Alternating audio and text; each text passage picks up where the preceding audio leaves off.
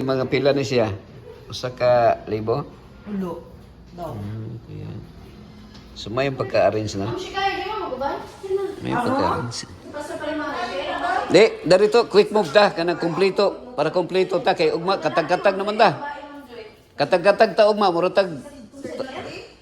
Muratag ta iskanding ugma. Si Jandi, Janmia man na, Janmia. Anong meron ugma? Oh, Janmia. Si Janmia. Ha, unsay? Unsay na ugma? Ako ano ugma? Bernis ba yung ugma? Okay, bisday. Greetings He hath done, perfect redemption, the purchase of blood, to every believer, the promise of God, the boundless offender, oh truly believe, that moment from Jesus a pardon receive. Praise the Lord, praise the Lord, let the earth hear His voice. Praise the Lord, let the people rejoice. Oh, come to the Father through Jesus the Son, and give Him the glory. Great things He hath done. Great things He hath told us. Great things He hath done. And great our rejoicing through Jesus the Son. But purer and higher and greater will be our wonder, our transport, when Jesus receives.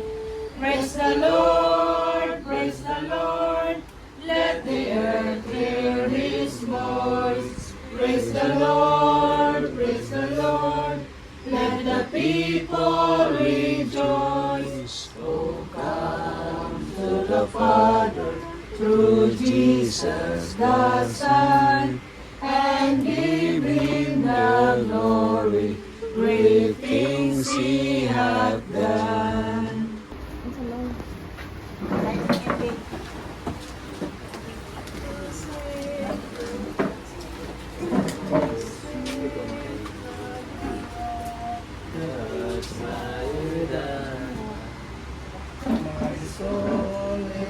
Maubali? Sama na ba tao? So fly, so simple. Ano na?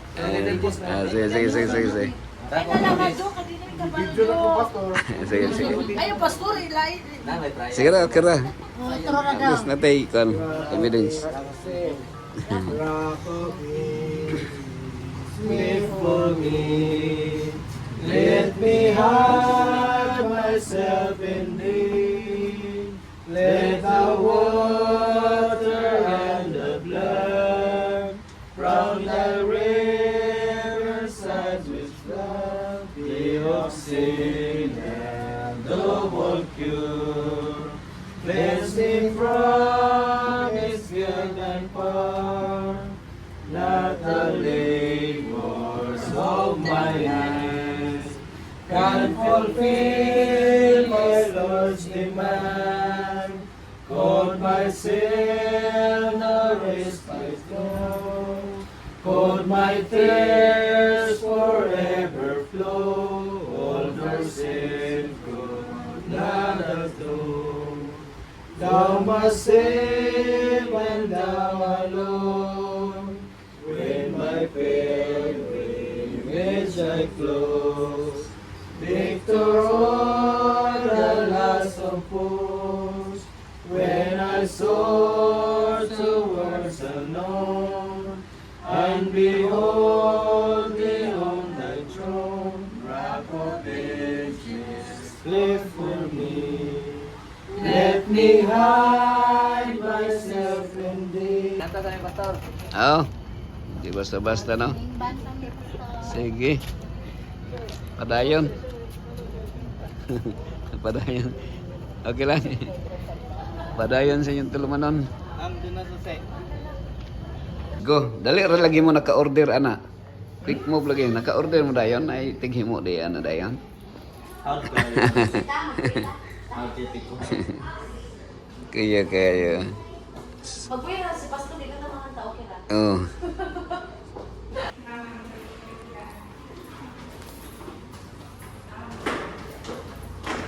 Okay.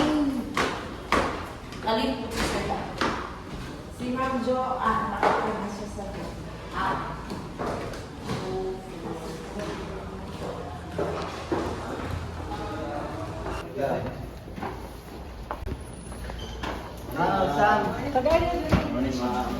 Morning, Pastor. Uy, Nard. Okay, Ronald.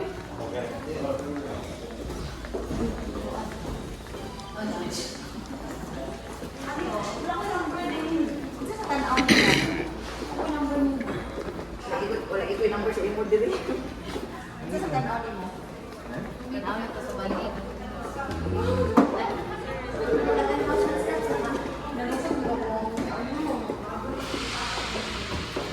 240. 240 ta.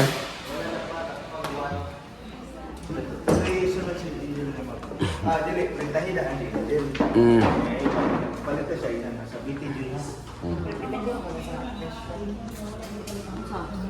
Diba, natangan ko card ba? Ano? Card.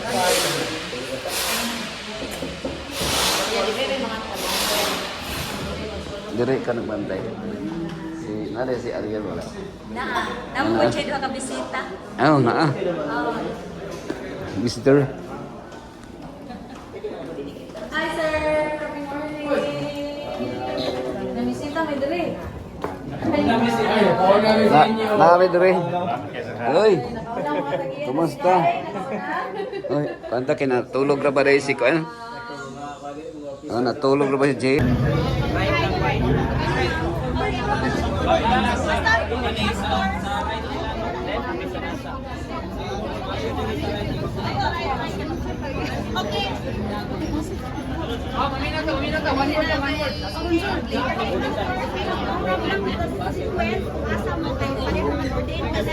Basta after you or the junior pastors. Bahala na ka sa mundo.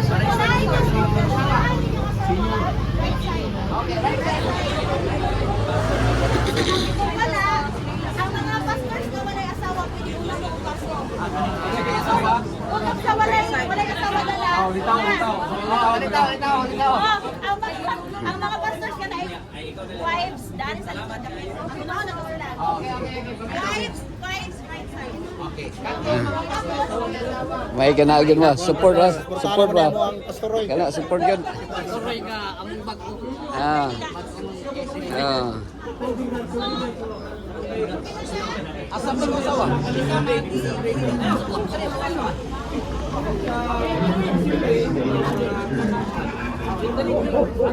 Ang wala ko na asawa nga pastor karon mga pre. Mo'y maguna. Kanya kali sa mga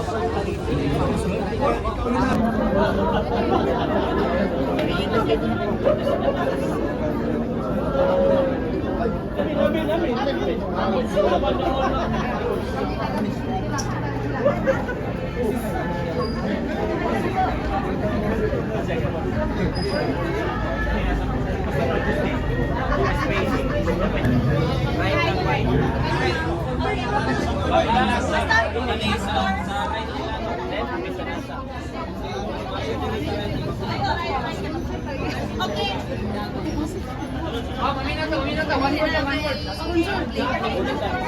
Program with the consequence, asa mo kayo pareho ng ordain ka din. Basta after you or the junior pastors. Bahala na ka sa mundo.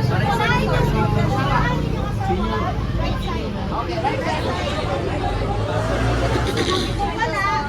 Ang mga pastors na walay asawa, pwede una mo pastor. Huwag sa walay asawa na lang. Ang mga pastors ka na wives, daan sa likod. Ang una na sila. Right side. Okay. May kanagin mo. Support ba?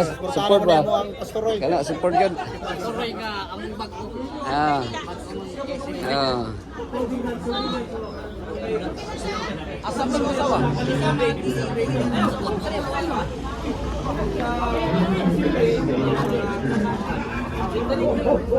Ang wala ko nung asawa nga pastor karon nga dire. Mo'y maguna. Pinya kani kaya sa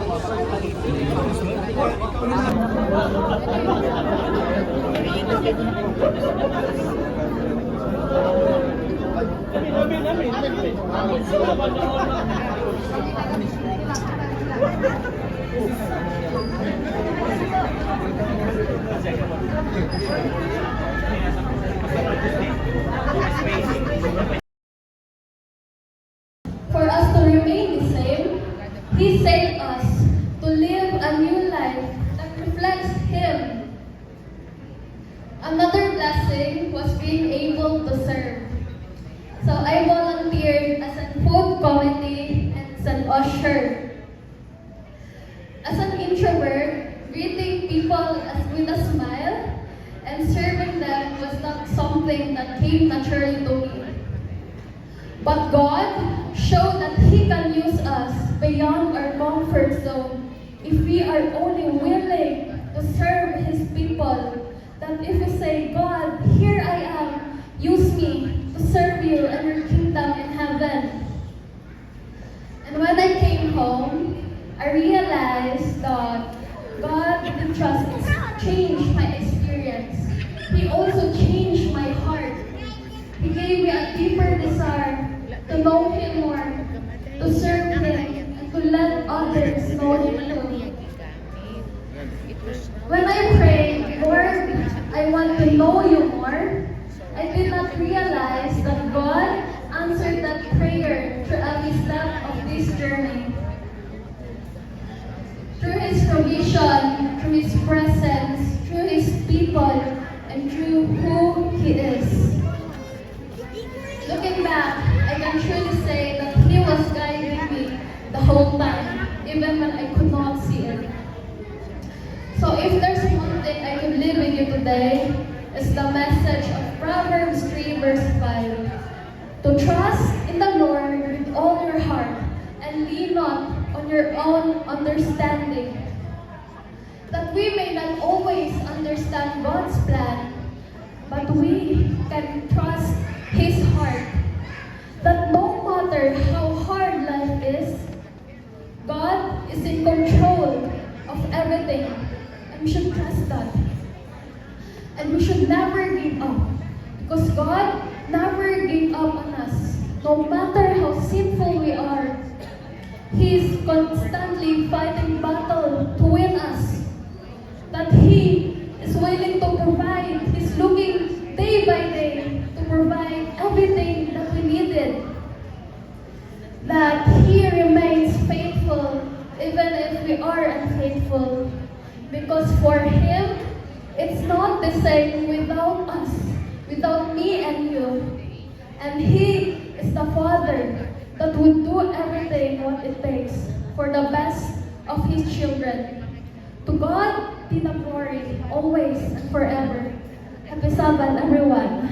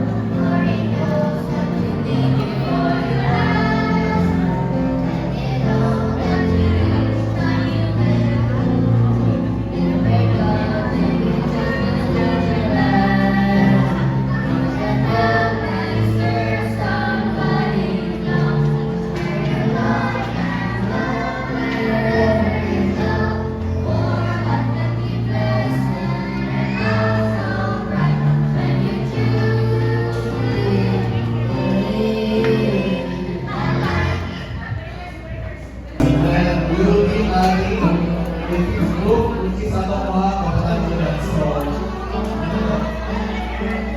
okay, so mag-group ko, please, kailangan mo i-give Christian na bago,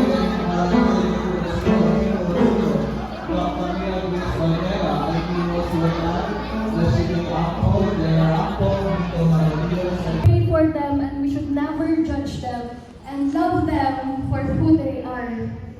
Right now, let me share my experience about how God revealed Himself to me through His constant provision and His loving care through Philippine Youth for Christ. It all started with a simple prayer. Lord, I want to know you more. And looking back, I never realized that He answered that prayer through the ways that I never expected. When my friend Azel told me about PYC, I felt that God was opening a door for me. However, layo kaayo siya kay ang venue kay sa NBC. But I pray that, Lord, if you really want me to attend PYC, I trust that you will make a way for me. And He did. God removed my fear and shyness that usually hold me back and gave me the courage to ask for help. One by one, He provided everything for me. The transportation, the registration, and the accommodation through the people He placed in my life.